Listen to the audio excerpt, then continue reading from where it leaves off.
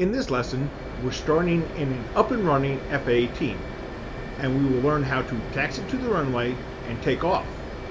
Before we taxi out though, let's set up a few more items that we did not cover in the cold start lesson. Press spacebar when ready. During low-light operations like this evening, place the landing and taxi light switch in the up-on position. Now, set up your position, formation, and strobe lights as you desire. The formation lights, or slime lights, are low-intensity green lights that aid in close-in formation flying. Position lights are red and green lights that mark the left and right sides of the aircraft, and the strobe are two flashing red lights on the tail. When done, press spacebar. Time to set up your internal lights. The instrument dial controls instrument panel lighting. The console dial controls the lighting on the left and right consoles. The flood dial illuminates the forward section of the cockpit, and the chart dial controls lighting of your lap area. The lights test switch will test all cockpit warning and caution lights. The warn caution dial allows you to adjust the illumination of those lights. The mode switch allows you to select default internal lighting for day, night, and night vision goggle use. Experiment with these and press spacebar when ready to move on. On the altimeter, rotate the pressure setting knob with the mouse wheel to set an airfield pressure elevation of 29.90 atmospheric pressure. Press spacebar when it's set.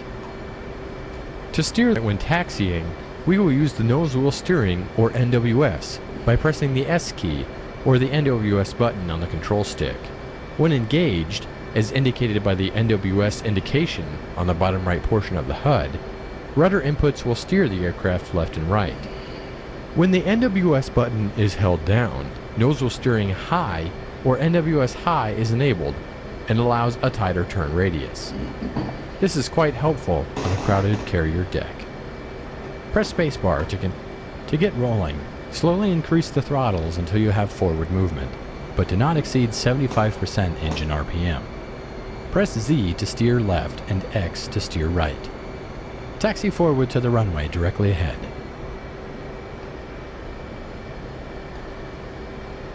Keep taxiing forward and practice both normal NWS and NWS high steering.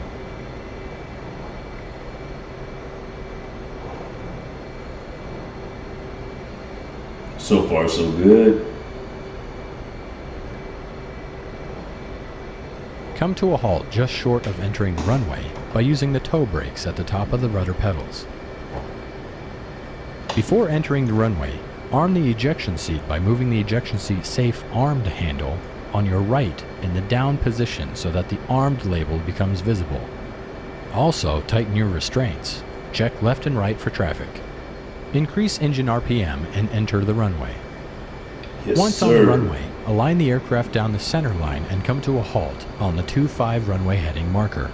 Press spacebar to continue. On the right DDI, confirm that the stab position is set to 12 for both stimulators. While holding down the wheel brakes, increase engine RPM to 80% and check that temps on the IFEI do not exceed 800 degrees centigrade. In an F-18C, you always take off an afterburner. Release the brakes and push the throttles all the way forward to full afterburner. Yes, sir.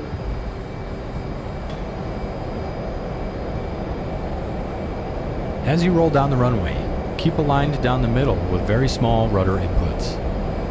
Keep a small amount of backstick and the F-18 will automatically rotate and fly off their runway. Raise the landing gear by moving the landing gear control handle in the up position. Yes, sir. Then, raise the flaps by setting the flap switch to the up auto position.